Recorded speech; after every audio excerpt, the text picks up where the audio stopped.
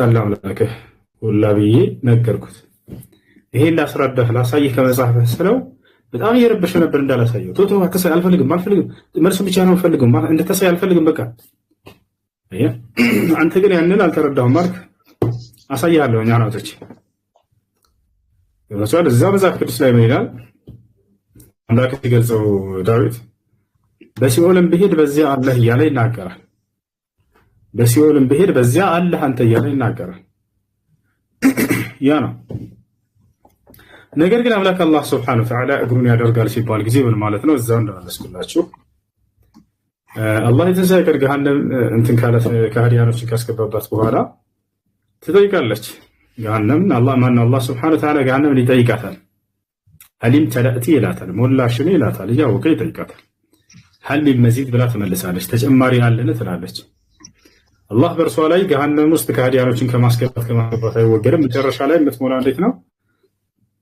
በከሃዲያኖች ከሞላችውና ከጨረሰች በኋላ እግሩን በእርሷ ላይ እስኪያደርግ ድረስ ብሎ ይናገራል። ሐታ የضع ቀደመሁ ዐለይሃ አው ፊሃ ያዕኒ መዕናሁ ዐለይሃ ከማ ቃለ ሱብሓነሁ ወተዓላ ቁል ሲሩ ፊል አርድ አይ ሲሩ ዐለል አርድ ወለኡሰልበነኩም ፊ ጁዙዕ ነኽል አይ ወለኡሰልበነኩም ዐላ ጁዙዕ ነኽል።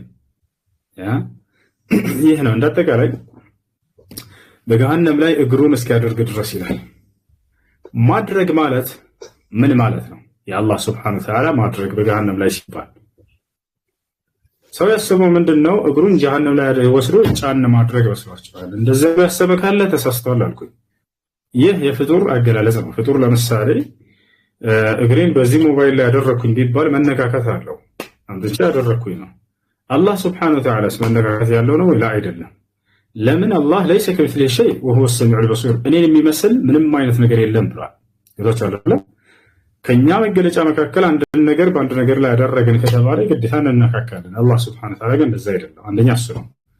ከእርሱ በፊት የመጀመሪያው ኢስባት القدم لله سبحانه وتعالى وأنه سيضع قدمه الشريف على جهنم كما ذلك في الحديث عن النبي صلى الله عليه وسلم الله يدرجل كذا يدرجل بالوا من قدنا ነገር ግን ያ የሚያደርገው እንዴት ነው? ፍጡር ነው ወይ? አይደለም።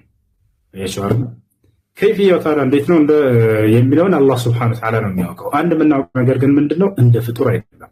የፍጡር ማድረግ ምንድነው? ንክኪ ያለው ወላሂ አይደለ? አላህ ደግሞ እኔ እናንተን አልመስልም ብሎ ተናግሯል ነው። ያን አደራረጉ ታዲያ እንዴት ነው? ላ يعلمه الا الله ከአላህ በስተቀር ሌላ ማንም የሚያውቀው የለም ነው። ያ ነው እና ነገር ግን ወደ እዚያኛው ስመጣ ጊዜ በሲኦልም አለህ ተብሎ ተገልጿል። አምላክ መጽሐፍ ቅዱስ ላይ በሲኦል ውስጥ አለ። ይሄን ላሳየህ። ማየት ትፈልጋለህ? እሱማ አይቼዋለሁ፣ ግን ማብራሪያ አልተሰጠበትም። አለ ቃል በቃል አለ። እንግዲህ በሲኦል አለ ተብሎ አንተ ራስህ ያሳየህ። አዎ አለ። ያው እና እዚህ ጋር ላሳያችሁ። ዳዊት አምላኩን ሲገልጸው ጊዜ መዝሙረ ዳዊት ምዕራፍ 139 ቁጥር 8 ላይ ያው ወደ ሰማይ በወጣ አንተ በዚያ ነህ፣ ወደ ሲኦልም በወርድ በዚያ ነህ አለህ ይላል። ወደ ሲኦልም በወርድ በዚያ አለህ። ይሄ ነው።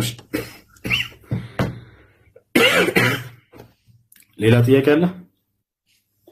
መጨረሻ ላይ ኮንክሉዥን አካባቢ ከመስጠታችሁ በፊት አንተ ማውራት የፈለከው በሴጣኖች ጉዳይ በክርስቲያንና በእስላም መካከል ያለው ይሁን አይ ዶንት ኖ እሱን ነገር ግን ማብራሪያ ሳሰጥ ነው እንትኑ የተፈጸመውና እኔ ደግሞ ያን ነገር በጣም ማወቅ በጣም ቆይ ምናልባት አሁን መናገር የሚደክም ከሆነ ነገም ስትገባ ላይ እመጣለሁ።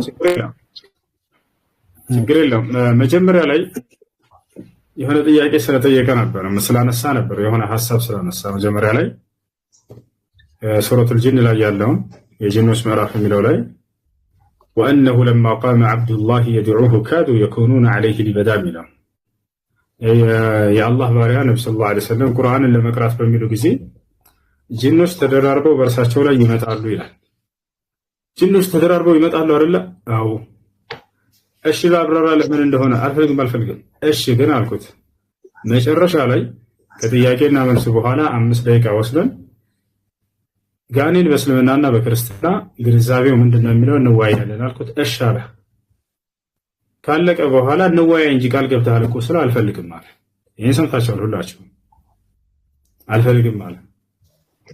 ማንም ሰው እዚህ ካለ ክርስቲያኖች ጋኔን በእስልምናና በክርስትና ከኔ ጋር አሁን ማውራት የሚፈልግ ሰው ካለ በጣም ደስ ይለኛል። ከሌለ ዝም ብዬ ላስረዳ። ቴዳ ማውራት ካለ እሺ። እኔ እኮ እንዳላቋርጥ ብዬ ነው ልታስረዳ። ችግር የለውም። እሺ ችግር የለውም። ምናልባት በእምነትህ ላይ የተሳሳተ ነገር ከተናገርኩ ታርመኛለህ። ወይንም ፍፄ አንተ አለህ ትቀጥላለህ። ልጨርስ አሉ እኔ ባጭሩ ላስረዳችሁ። እሺ በቃ ባጭሩ ላስረዳችሁ። ጋኔን ምንድን ነው የሚለውን ለማወቅ ከመለኮታዊ መጽሐፍቶች መሆን አለበት። አንደኛ እሱ ነው። ከአምላክ ፍጥሮች መካከል ናቸውና ስለዚህ ክርስትናም በመጽሐፍ ቅዱስ ላይ እስልምናም በቁርአን ላይ ተመርኩዞ ስለ ጋኔን እንደው ላስረዳችሁ ያለው ነገር አንደኛ ማወቅ ያለብን ነገር ስለ ጋኔን ስናወራ ጋኔን ከምን ተፈጠረ?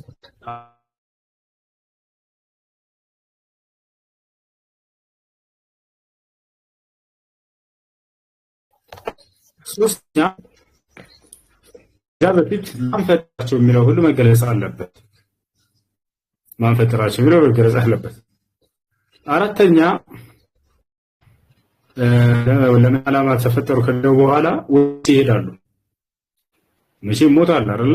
ከሞት በኋላ ወዴት ይሄዳሉ የሚለውን መታወቅ አለበት።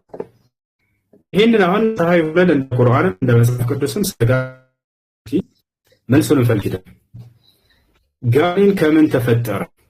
ስለዚህ መጽሐፍ ቅዱስ ከኦሪት ዘፍጥረት እስከ ራዕይ ድረስ ሰጥተው አለቅ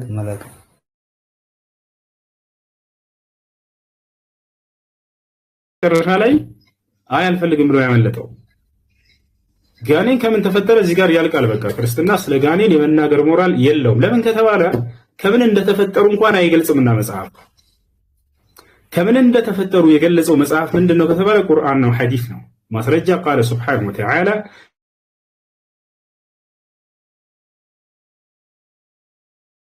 ይህ ከምን ተፈጠሩ ቢባል መልሱ በቁርአን ላይ ታገኛላችሁ። ከእሳት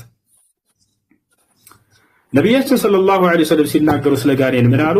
خلق الله الملائكة من نور وخلق الجن من مارج من نار وخلق آدم مما وصف لكم أي من التراب አላህ መላእክቶችን ከብርሃን ፈጠራቸው ነብዩ ሰለላሁ ዐለይሂ ወሰለም ጋኔንን ደግሞ ከእሳት ፈጠረው አሉ። ሰውን ደግሞ አድመን ከአፈር ፈጠረው አሉ። ስለዚህ ጋኔን ከምን ተፈጠረ የሚለው መልስ ያለው በቁርአን ላይ ነው፣ በሐዲስ ላይ ነው። እስልምና ተፈጠሩ ግልጽ የመለኮታዊ መጽሐፍ እንጂ ስለ እነርሱ ባህሪ መጥፎ ናቸው ጥሩ ናቸው ወዴት ይሄዳሉ ተፈጠሩ የሚለው መናገር ሞራል ያለው ከምን ተፈጠሩ ያተበት መጽሐፍ እንደዛ መጥቶ መጥፎ ናቸው ጥሩ ናቸው ያስኬድም። አንደኛ እሱ ነው ከፈጠረው። ሁለተኛ ማን ፈጠራቸው የሚለው ቃል በቁርአን ላይ ተጠርቋቸው አላህ ሱብሓነሁ ወተዓላ ይናገራል። ወልጃን ፈጠርናሁ ጋኔን እኔ ሶስተኛ ከፈጠራቸው በኋላ አምላክ ለምን ተፈጠሩ? ለምን ጋኔን ለምን እንደተፈጠረ መጽሐፍ ቅዱስ ላይ ተገልጿል። ለሰዋለ ተፈጠሩ ما خلقت الجن والانس الا ليعبدون ሰውንም ሆነ ጋኔንን እኔ በብቸኝነት እንዲገዙኝ እንጂ ለሌላ ዓላማ አልፈጠርኳቸውም ይላል። አምላክ ክፉ አድርጎ ፍጥረታትን አይፈጥርም። ክፋትን ፍጥረታት ነው በራሱ ላይ የሚያመጣው። መቼ ነው ያን የሚያመጣው? የአምላክን ትእዛዝ ባመፀ ጊዜ። ስለዚህ ጋኔኖች ከመሰረቱ ክፉ ተደርገው የተፈጠሩ ሳይሆኑ ክፋትን በራሳቸው ላይ ያመጡ ናቸው። እነርሱ ገብቷቸዋል። ያ ነው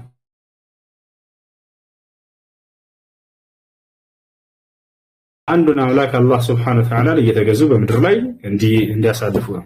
ያ ነው ለምን ተፈጠሩ ለሚለው መልስ በሱረቱ ዛሪያት ላይ እኔን እንዲገዙኝ ነው የፈጠርኳቸው እያለ አላህ ሱብሓነሁ ወተዓላ ተናግሯል። እሺ በስንት አይነት ባህሪ ላይ ተፈጠሩ? ሁለት አይነት ባህሪ ያላቸው ልክ እንደ ሰው ልጅ። ያ ማለት ከእነርሱ መካከል አማጺም አለ የታዘዘም አለ። ገብቷችኋል አይደል?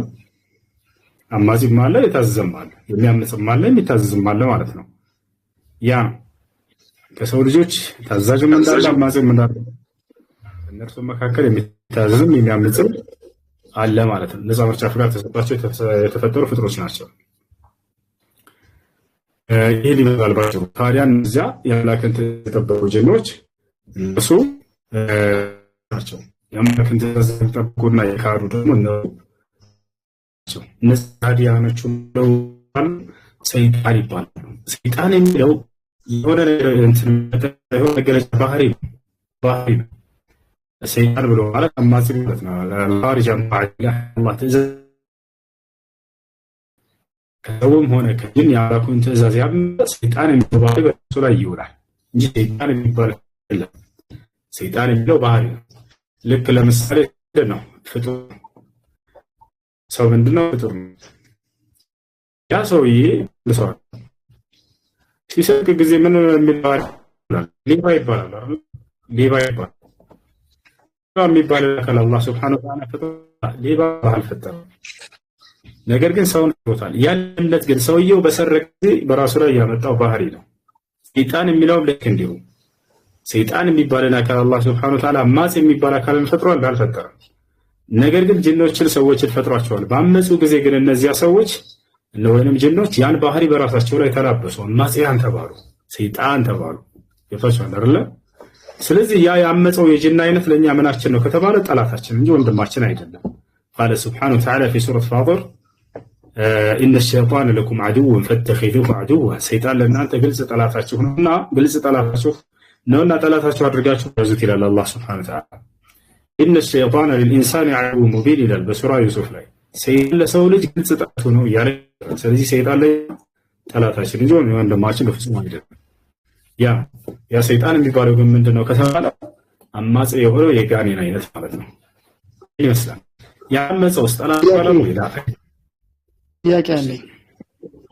ምን አለ መሰለህ አሁን ካንተ የደውት ነገር አለ። ምንድነው የቁርአን አመለካከትና የመጽሐፍ ቅዱስ ላይ ሰይጣን ያለው አመለካከት የተለየ መሆኑ ይገባኝ።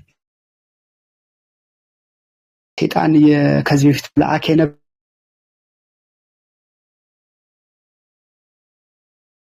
እንደሆነ ማመን ነግረኛል። የሚያምፁ ማለን ያልከው እዚህ እኛ መጽሐፍ ላይ ኢሳይያስ ለምሳሌ 12 ላይ የንጋት ኮከብ ይለዋል። አንተ በእግዚአብሔር ዙሪያ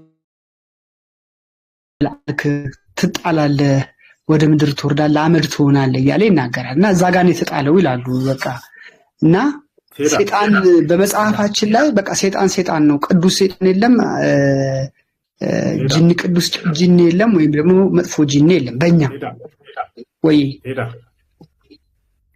ጀምሮ ጥያቄዎች ይመልሳቸው። ልክ እስልምና ላይ ይሄ ሙሉ መልስ እንዳለው ማነው ጋኔን ከምን ተፈጠረ? ጋኔን መልአክ ነበረ ይላሉ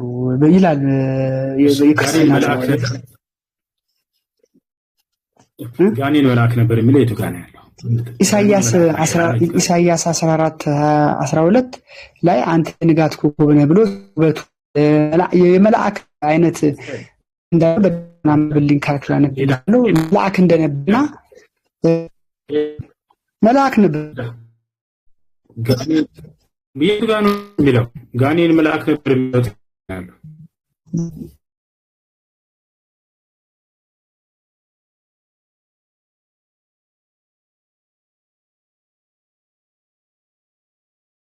ከእግዚአብሔር ዙፋን በላይ ከፍ ካለና እና እንደተወረወረ ይመራል። ጋኔን መልአክ በሚል የለም፣ መልአክ በሚል ቃል የለም። ግን ያመፀ መልአክ እንዳለ ይናገራል። የለም እንደዛ ነው የለም። እሺ የወደቀ ታምናላችሁ አይደል? እንደዛ ነው የምናስበው። የወደቀ መልአክ ነው ጋኔን ይልክሳል መጽሐፍ ቅዱስ ላይ። አው የተጣለ መልአክ እንዳለ መጽሐፍ ቅዱስ ይናገራል። ኢሳይያስ 14:12 ላይ ሰይጣን ወይም ዲያብሎስ የተጣለ የወደቀ መልአክ ነው የሚል ጥቅስ አለ ወይ? ይሄ እንዳለ ኢየሱስ ክርስቶስ ራሱ ምዕራፍ 10 ላይ ዮሐንስ ሌባው ሊያርድና ሊያጠፋ ይመጣል፣ ሰይጣን ዲያብሎስን ተቃውሙት ከእናንተ ይሸሻልም ይላል። ብዙ ቦታ ስለ ሰይጣን ተጽፏል። አሳተን ተጽፏል አይደለም ጥያቄ። አንደኛ ጋኔን የወደቀ መልአክ ነው የሚል የለም። ሁለተኛ ጋኔን መልአክ ነበር የሚል የለም። ስለዚህ ጋኔን ከምን ማምጣት አለበት? ኢሳይያስ 14 እንደዛ የሚል የለም። አይ ባነብልህ ይገባሃል ኡስታዝ ጊዜ ከሰጠህ ላንብብልህ። ኢሳይያስ 14 ላይ እያወራ ያለው ቆይ ላንብባ። ስለ ባቢሎን ንጉስ ስለ ናቡከደነጾር ነው እያወራ ያለው። ቁጥር 4 ላይ ጀምረህ ማየት ትችላለህ። ስለ ሰይጣን ምንም ሽታው የለም ራሱ። እሺ ሽታ መኖሩን ቆይ እናንብብልህ። እኔ ላንብብልህ። እኔ ባነባ ይሻልም ያወጣሁት እኮ እናንብብልህ። ከአራት ጀምሮ እናንብብልህ ነው ሐሳቡ እንድትረዳው ነው። ተከታተል። እሺ አይደለም ይኸውልህ አንድ ትልቅ ነገር የምነግርህ እዚህ ጋር ምዕራፍ 12 ላይ ነው የምትጀምርልኝ። ልከና እንደጀመርክልኝ እዛ ጋር ምዕራፍ 14 ከቁጥር 4 ጀምረን እናንብበው ነው ያልኩ። ምንም ቁጥር 4 ላይ ነው ያስከደክ እዚህ ጋር እዚህ ታች 14 ጀምረን እናንብበው። አንዴ ተረጋጋና አዳም ቴዳ ነው። እሺ አይበዛብንም። ይህ ምሳሌ ይላል ባቢሎን ንጉስ ላይ ታነሳለህ አለ። የባቢሎን ንጉስ ማን ነው? ናቡከደነጾር ነው። ስለ ሰው ነው የሚያወራው። ባቢሎን የምትባል ያውናው ኢራቅ ስለሷ ንጉስ ነው። እንዲህም ትላለህ አስጨናቂ እንዳረፈ አስገባሪ እንዴት ጸጥ አለ። ስለ ባቢሎን ንጉስ አሕዛብን በመዓትና በማያቋርጥ መምታት የመታው አሕዛብን ባልተተከለ መከራ በቁጣው የገዛ የኃጢአተኛ በትር የአለቆች ዘንግ እግዚአብሔር ሰብሯልና ምድር ሁሉ አርፋ በጸጥታ ተቀምጣለች እልል ብላለች አለ። ለምን? የባቢሎን ንጉስ ነው ብሎ ስለሞተ። ጥድና የሊባኖስ ዝግባ አንተ ከተዋረድክበት ዘመን ጀምሮ ማን ይቆረጥ ዘንድ አልወጣም ብለው በአንተ ደስ አላቸው። ሲኦል በመምጣት ልትገናኝ በበታች ታወከች። የሞቱት የምድር ታላላቆች ሁሉ ለአንተ አንቀሳቀሰች። የአሕዛብ ነገሥታት ሁሉ ከዙፋናቸው አስነሳች። እነሆ አንተ ደግሞ እንደኛ ደክመሃልን አሉት። እኛን መስለሃልን አሉት። የባቢሎን ንጉስ ናቡከደነጾር ጌጥና የበገና ድምፅ ወደ ሲኦል ወረደ። በበታችም ብር ተነጥፏል፣ ትልም መደረቢያ ሆኗል። ትል በልቶታል ሲሞት ማለት ብለው ይመልሱልሃል። አንተ የንጋት ልጅ አጥቢያ ኮከብ ሆይ እዚህ ጋር ነው ነጥቡ ያለው። እኮ ላስረዳህ እኮ ነው። ሳትሄድ እናውራ። ይሄንን ላስረዳህ እኮ ነው። ላስረዳህ ነው። ይሄንን እዛ ጋር እንደምትመጣ ስለገባኝ ነው። የመጨረሻው የእስራኤል ንጉስ ማን ነበረ ታስታውሰዋለህ? ሴዴቅያስ ነበር አይደል? አዎ ሊንሻል ከነ ሴዴቅያስ ከንግስና ሲወድቅ ምንድነው ያለው? እግዚአብሔር የእስራኤል ውበት ከሰማይ ወደ ምድር ወደቀ ይላል። ምን ማለቱ ነው? አሁን ሴዴቅያስን ከዚህ ጋር ታገናኘዋለህ ኡስታዝ። ሴዴቅያስ ወደ ምድር ወደቀ እኮ እንደተረዳው ነው እኮ። ከሰማዩ መውደቅ ማለት ነገስታቶቹ ንግስና ላይ ያሉ ሰማይ ላይ እንዳሉ ሰማይ ንግስና እንደሆነ ያሳያል ባይብል ላይ። አሁን አየህ እንግዲህ ወደ እንትን ገባ ማለት እኮ አይደለም ነው። አንድ አዳምጠኝ ሂድ። እሺ አሕዛብን ያዋረድክ አንተ ሆይ እስከ ምድር ድረስ ተቆረጥክ። ዛትሚት ሞትክ ማለት ነው። አንተ በልብህ ወደ ሰማይ አድርጋለሁ፣ ዙፋኔንም ከአምላክ ከዋክብት በላይ ከፍ ከፍ አድርጋለሁ፣ በሰሜን ዳርቻ በመሰብሰቢያ ተራራ ይቀመጣለሁ፣ ከደመናው ሰልፍ ላይ በልዑል እመሰላለሁ አልክ። ናቡከደነጾር ነው እንደዛ ያለው። ቆይ እነግርሃለሁ፣ እሱንም እነግርሃለሁ። በልዑል እመሰላለሁ ያለው እሱ ነው። ወይ ሰይጣን ባህሪ ነው። በልዑል እመሰላለሁ ያለው ቆይ ከሰማይ የሚጣል ለምንድን ነው ጭቅጭቅ እንዲያመራ የምትፈልገው? አንዴ አርስቱን እንየውና ከዛ በኋላ እንትናል። ከደመናው ከፍታ በላይ አርጋለሁ በልዑልም እመሰላለሁ አለ። ነገር ግን ወደ ምን ትወርዳለህ አለ? ወደ ሲኦል ወደ ጉድጓዱ ጥልቅ ትወርዳለህ። በሚያዩ ይመከተዋል፣ በውኑ ምድርን ያንቀጠቀጣል።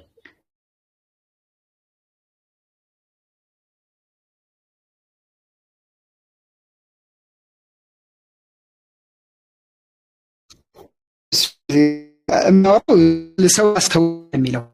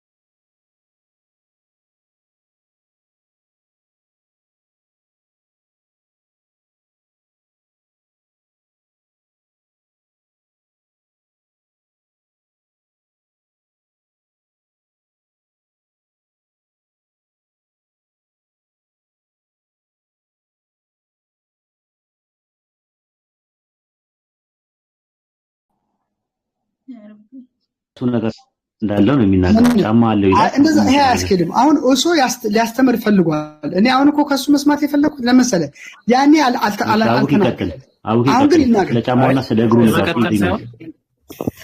የመቀጠል ሳይሆን አንድ ደቂቃ ይቅርታ። እሱ አንድ ጊዜ ይቅርታ ትሄዳለህ አለው እሱ። እሺ የዛኔ ከተነሳ መካከል እግዚአብሔር ጭንቅላት አለው ብለህ ታምናለህ አታምንም? አንተ ለምሳሌ አይኔ አላምንም። እኔ ጭንቅላት አለው